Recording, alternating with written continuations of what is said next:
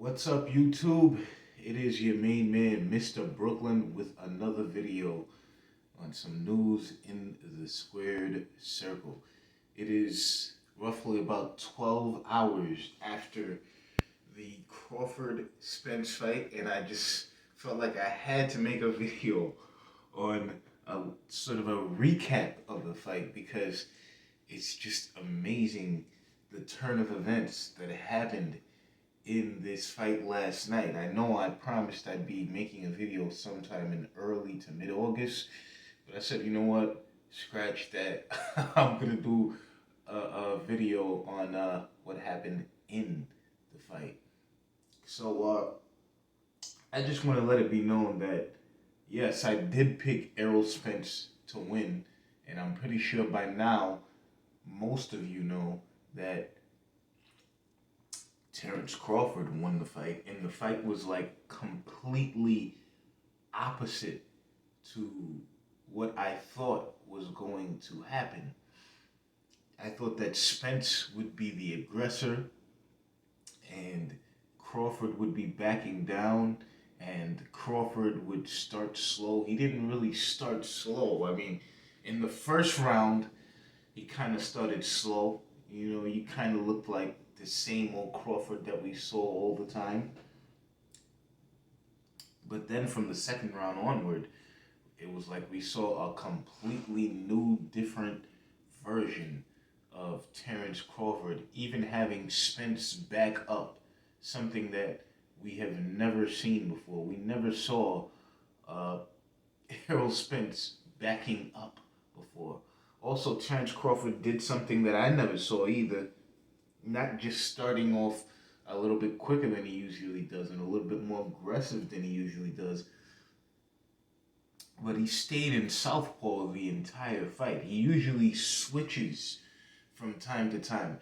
Crawford never went into a conventional stance in that fight. Also, another key thing I have to mention, Spence was knocked down 3 times in that fight. Now, before last night, Errol Spence had never been knocked down in his career. Not one time.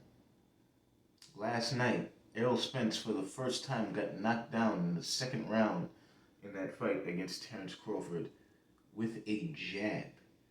Now, I'm not saying that jabs don't hurt, but how often do you hear about somebody being put on the ground with a jab? Let alone somebody who's been in almost 30 professional fights and never been put down on the ground. And then they get put down on the ground with a jab.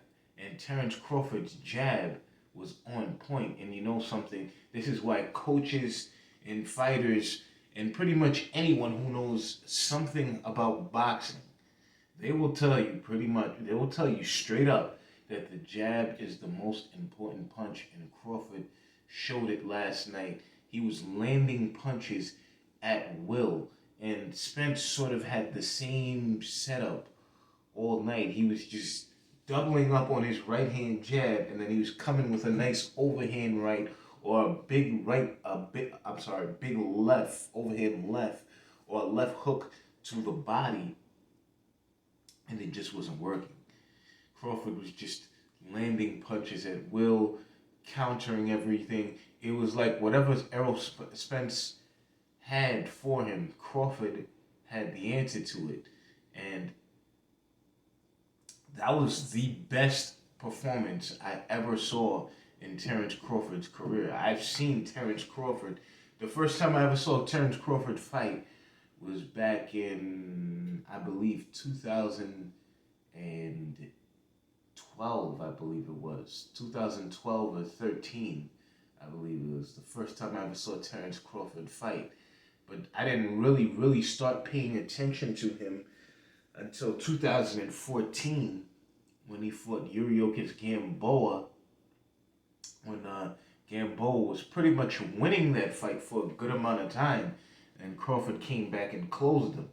See, but from bell to bell, from the first bell to the final bell, I would say for sure that this was the best performance of of Terrence Crawford's career to this point. And I will admit, I was completely wrong.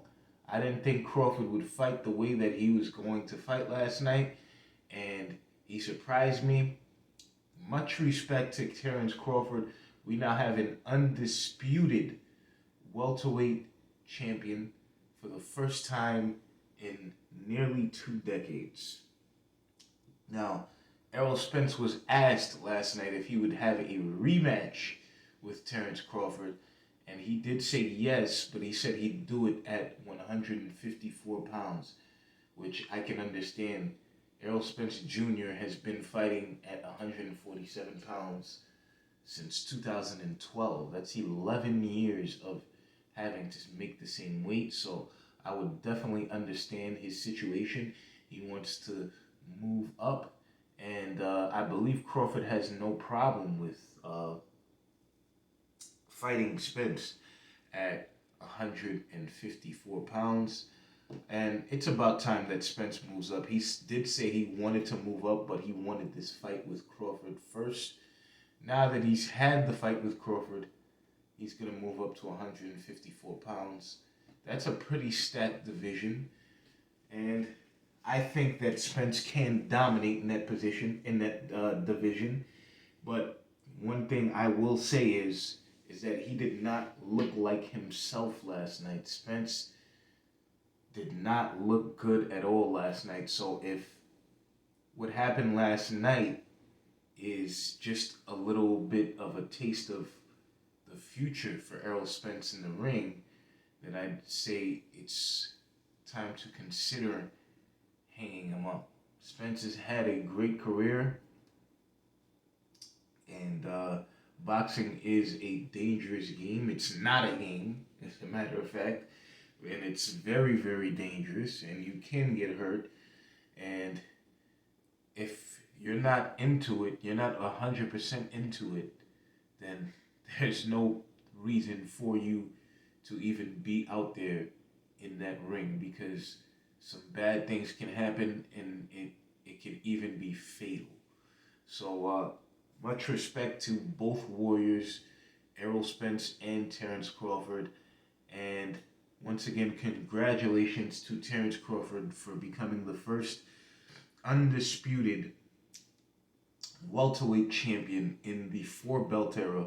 Also, Terrence Crawford is the first man to be undisputed at 2 weight classes in the four-belt era.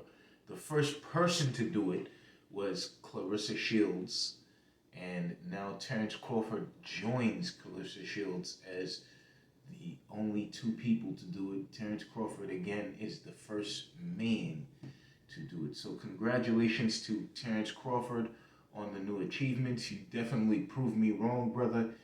Keep doing your thing. Hold down that 147-pound division right now, and hopefully we do see a Crawford-Spence rematch at 154 pounds in the future. All right, guys, those are my thoughts. I'll see you guys probably next week. Peace and love.